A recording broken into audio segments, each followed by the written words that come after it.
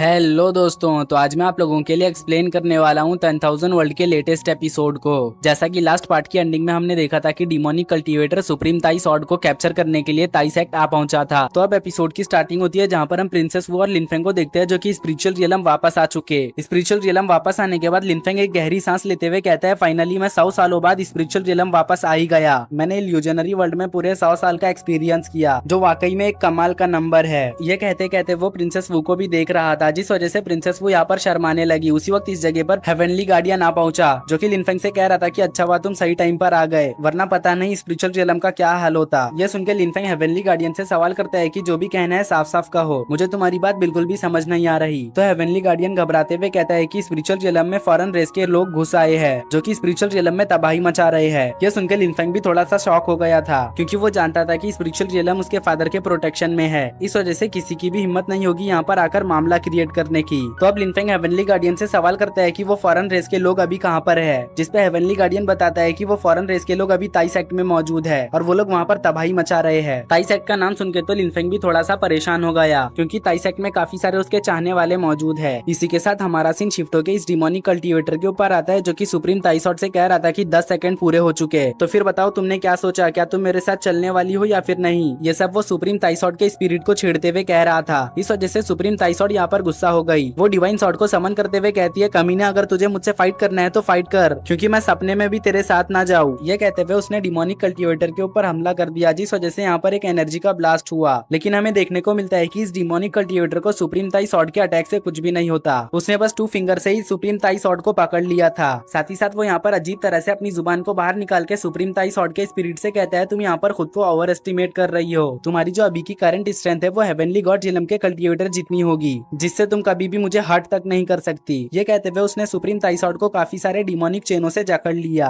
और कहने लगा, मैं एक इमॉर्टल लॉर्ड हूँ जो कि इमॉर्टल किंग लेवल की पावर रखता है, इसलिए तुम्हारे लिए अच्छा यही होगा कि तुम मेरे साथ आ जाओ, वरना फिर मुझे यहाँ पर फोर्स का इस्तेमाल करना होगा, जो कि मैं करना नहीं चाहता। वह भी यहाँ पर ये सब कह रहा था कि वहीं पर हम सुप्रीम ताई सॉर्ड को देखते हैं, जो जंजीरों से निकलने की कोशिश कर रही थी। लेकिन वो चाहे यहाँ पर कितनी भी कोशिश कर लेती, मगर इन जंजीरों से निकल पाना उसके लिए बिल्कुल भी पॉसिबल नहीं हो रहा था। ये सब देख के ताई सेक्ट के मास्टर कहने लगे, सुप्रीम डिवाइन सॉर्ड एक बहुत ही पावरफुल सॉर्ड है, जिसका सामना बहुत ही कम लोग कर पाते हैं। मैं ये देख के हैरान हूँ कि सुप्रीम ताई सॉर्ड भी इसका मुकाबला नहीं कर पा रही। लगता है कि अब स्पिरिचुअल रियलम में ताई सेक्ट का नामो निशान भी नहीं बचेगा। ये सब कहते हुए वो यहाँ पे परेशान हो रहे थे। वहीं पर डिमोनिक कल्टीवेटर बहुत ही ज्यादा खुश हो रहा था, क्योंकि उसे ये सुप्रीम डिवाइन सॉर्ड जो मिलने वाला है, वो बड़ी ही लालच भरी निगाहों से सुप्रीम डिवाइन सॉर्ड को देख रहा था और कह रहा था कि फाइनली सुप्रीम डिवाइन सॉर्ड मेरे हाथ लग ही गई। उसका भी ये सोचना ही था कि तभी एक पावरफुल फिस्ट आकर उससे हिट हो गया, जिस वजह से उसकी पकड़ सुप्रीम डिवाइन सॉर्ड से छूट जाती है और इस मौके का फायदा उठा के सुप्रीम डिवाइन सॉर्ड भी डिमोनिक कल्टीवेटर से दूर आ गई। वहीं पे डिमोनिक कल्टीवेटर तो इस अटैक की वजह से बुरी तरह से सहम गया था। उसे समझ नहीं आ रहा था कि आखिर इतना पावरफुल अटैक स्पिरिचुअल डोमेन में कौन रिलीज कर सकता है। तभी इस जगह पर लिनफेंग की एंट्री होती है, जिसको देखते साथ ही सभी लोग यहाँ पर काफी ज्यादा खुश हो गए और ताई सेक्ट के मास्टर कह रहे थे, ये तो होली सन लिनफेंग है, शायद से अभी भी ताई सेक्ट के पास सर्वाइव करने की उम्मीद मौजूद है। ताई सेक्ट के स्टूडेंट्स लिनफेंग को देखकर उसे ग्रीट करने लगे, क्योंकि लिनफेंग उनके ताई सेक्ट का होली सन जो है। इधर सुप्रीम ताई सॉर्ड भी लिनफेंग को देखकर यंग मास्टर बोलते हुए उसे ग्रीट करने लगी। लिनफेंग को देखने के बाद डिमोनिक कल्टीवेटर का साथी बहुत ही ज्यादा घबरा गया। वो डिमोनिक कल्टीवेटर से कहने लगा, ये डिवाइन लॉर्ड है, इस वजह से हमें यहाँ से चलना चाहिए। दरअसल ये लिनफेंग को डिवाइन लॉर्ड इसलिए बोल रहा था क्योंकि लिनफेंग डिवाइन पाथ को फॉलो करता है, प्लस लिनफेंग के फादर डिवाइन जेलम के एम्परर भी है। और तो और इमॉर्टल पाथ को फॉलो करने वाले इमॉर्टल किंग को जिस तरह से इमॉर्टल लॉर्ड कहा जाता है, उसी तरह से डिवाइन पाथ को फॉलो करने वाले गॉड किंग को डिवाइन लॉर्ड कहा जाता है। इमॉर्टल किंग और गॉड किंग ये दोनों लेवल सेम है, बस फर्क है तो कल्टीवेशन पाथ का।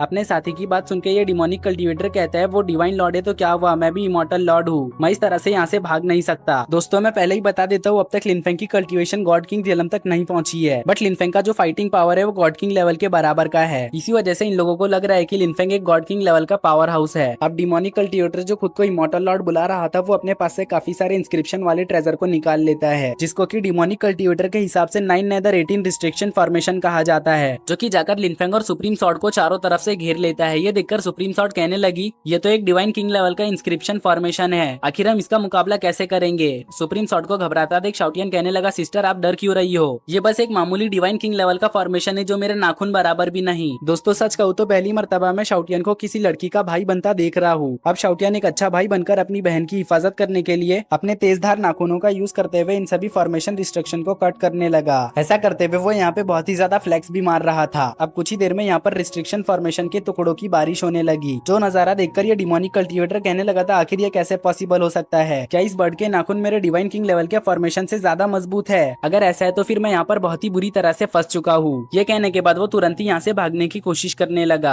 लेकिन पहले से ही प्रिंसेस वू उसका रास्ता रोके हुए खड़ी थी। अब डिमोनिक कल्टीवेटर प्रिंसेस वू के काफी ज्यादा करीब आकर उसे घूरने लगा। ये चीज प्रिंसेस वू को बिल्कुल भी पसंद नहीं आती। इस वजह से उसने डिमोनिक कल्टीवेटर को एक थप्पड़ झड़ दिया, जिस वजह से डिमोनिक कल्टीवेटर गोल गोल स्पिन करने लगा। साथ ही साथ उसने अपने डिवाइन मिरर के पावर का यूज करते हुए इस डिमोनिक कल्टीवेटर को फ्रीज भी कर दिया। तो इस मौके का फायदा उठा के शाओटियन इस डिमोनिक कल्टीवेटर के पास जाकर अपने नाखूनों को फ्लेक्स करने लगा। शाओटियन के तेज तर्रार नाखूनों को देखकर डिमोनिक कल्टीवेटर की फट जाती है। वो कहने लगा ये बर्ड तो डीमन से भी ज्यादा खतरनाक है, ये बर्ड नहीं डेविल है डेविल। ये कहते हुए उसने वहाँ पर खुद को ब्लास्ट कर लिया। तो देखकर शाओटियन को कुछ भी समझ नहीं आता, क्योंकि उसने तो अब तक अपने नाखूनों का जलवा भी नहीं दिखाया था। तो लिनफेंग कहने लगा ये उसकी खुद की रियल बॉडी नहीं थी, ये एक स्पिरिट बॉडी थी। इस वजह से तो उसने खुद को ब्लास्ट करने से पहले एक मर्तबा भी नहीं सोचा। ये सुनकर शाओटियन कहता है लगता है अब हम उसके बारे में पता नहीं कर पाएंगे कि आखिर वो कहाँ से आया है। जिसपे लिनफेंग कहता है लगता है तुम उसके साथी को भूल रहे हो। ये सुनते साथी शाओटियन फौरन से इस डिमोनिक कल्टीवेटर के साथी के पास आ पहुंचा, जहाँ पर भी वो अपने नाखूनों को फ्लेक्स कर रहा था। तो ये बंदा शाओटियन के बड़े बड़े नाखूनों को देखकर बहुत ही ज्यादा घबरा गया। वो फौरन से शाओटियन के सामने झुकते हुए कहता है कि मुझे बख्श दो, इन सब चीजों के पीछे मेरा हाथ नहीं था, मैं तो बस यहाँ पर अपने मास्टर का ऑर्डर फॉलो करते हुए आया हूँ। उसी वक्त ताइसेक्ट के सेक्ट मास्टर लिनफेंग को बताते हुए कहने लगे थे कि इन लोगों को एम्परर के बारे में कुछ पता चला है, इसी वजह से ये लोग यहाँ पर अटैक करने की हिम्मत कर पाए हैं। ये सुनकर लिनफेंग काफी ज्यादा हैरान हो गया। वो अपने मन में सोचते हुए कहने लगा कहीं ऐसा तो नहीं कि मेरे फादर के साथ कुछ हुआ हो। तो सुप्रीम सॉर्ड की स्पिरिट लिनफेंग को बताती है कि इन लोगों ने कहा था कि एम्परर यूनिवर्स के एज में हेवनली एम्परर के साथ फाइट कर रहे हैं, जहाँ पर वो अभी के लिए ट्रैप है। साथ ही साथ इन लोगों ने ये भी कहा था कि आप अंडरवर्ल्ड में मारे जा चुके हैं, क्योंकि आपने अंडरवर्ल्ड में तबाही मचाकर रख दी थी। इन लोगों को बिजी देखकर ये डिमोनिक कल्टीवेटर यहाँ से भागने की कोशिश करता है, मगर प्रिंसेस वू ने उसे पकड़ लिया। साथ ही साथ वो उससे सवाल करते हुए पूछती है कि चलो बताओ कि आखिर तुम लोगों को ये न्यूज किसने दी। तो ये बंदा एक स्क्रोल निकालकर शाओटियन के हाथ में थमा देता है। इस स्क्रोल को देखने के बाद शाओटियन उससे पूछने लगा कि तुमने इसे कहाँ से बाय किया, जिसपे ये बंदा कहता है मुझे कुछ भी नहीं पता। तो लिनफेंग उससे कहने लगा तुम्हें ये तो पता होगा कि तुम कौन से रेस से बिलोंग करते हो। लिनफेंग की बातों का वो यहाँ पे कोई भी जवाब नहीं देता। ये देखते साथ ही शाओटियन उसे डराने लगा, जिस वजह से वो डर के मारे सब कुछ बताने लगता है। वो कहता है कि मैं थंडर माउंटेन रेंज के फॉरबिडन जोन से आया हूँ, जहाँ पर प्रीमोडियल ग्रेट वर्ल्ड के काफी सारे एंशिएंट रेसेस रहते हैं। यह सुनकर शाओटियन अब उसे डराना छोड़ के अपना थंब दिखाकर उसे ग्रेट कहने लगा। तभी हम इस बंदे को देखते हैं जो सीक्रेटली एस्केप तालिस्मान का यूज करते हुए यहाँ से भागने की कोशिश करने लगता है। इससे पहले कि वो एस्केप तालिस्मान का यूज करते हुए यहाँ से भागकर प्रिंसेस वू ने उसी वक्त उसे जकड़ लिया, यानी कि उसे स्पिरिट बाइंडिंग टेक्निक से फ्रीज कर दिया, जिस वजह से वो यहाँ से नहीं भाग पाता है। अब लिनफेंग इस जगह पर एक पोर्टल ओपन करते हुए इस बंदे की बताई हुई जगह पर जाने लगा, लेकिन सुप्रीम सॉर्ड उसे रोकते हुए कहती है कि वो जगह बहुत ही ज्यादा खतरनाक है, हो सकता है वहाँ पर इमॉर्टल वनरेबल्स भी मौजूद हो, इसलिए वहाँ पर जाने से पहले आपको एक और मर्तबा सोच लेना चाहिए। यह सुनकर शाओटियन सुप्रीम सॉर्ड से कहने लगा सिस्टर आपको फिक्र करने की जरूरत नहीं, मेरा एंसेस्ट्रल ड्रैगन लॉर्ड बहुत ही ज्यादा पावरफुल है, वो इन सब चीजों को बहुत ही आराम से हैंडल कर लेगा। शाओटियन की बात सुनकर थंडर ड्रैगन कहने लगा ये कमीना बर्ड एक नंबर का चालू है, ये मुझे अपना नाम बनाने के लिए यूज कर रहा है, लगता है मैंने इस बर्ड को बहुत ही ज्यादा ढील दे दी। थंडर ड्रैगन का भी ये कहना ही था कि तभी हम लिनफेंग को देखते हैं जो प्रिंसेस वू, शाओटियन और इस बंदे के साथ पोर्टल में इंटर हो गया। ये देखकर एक एल्डर सेक्ट मास्टर से कहता है क्या लिनफेंग का वहाँ पर जाना ठीक होगा,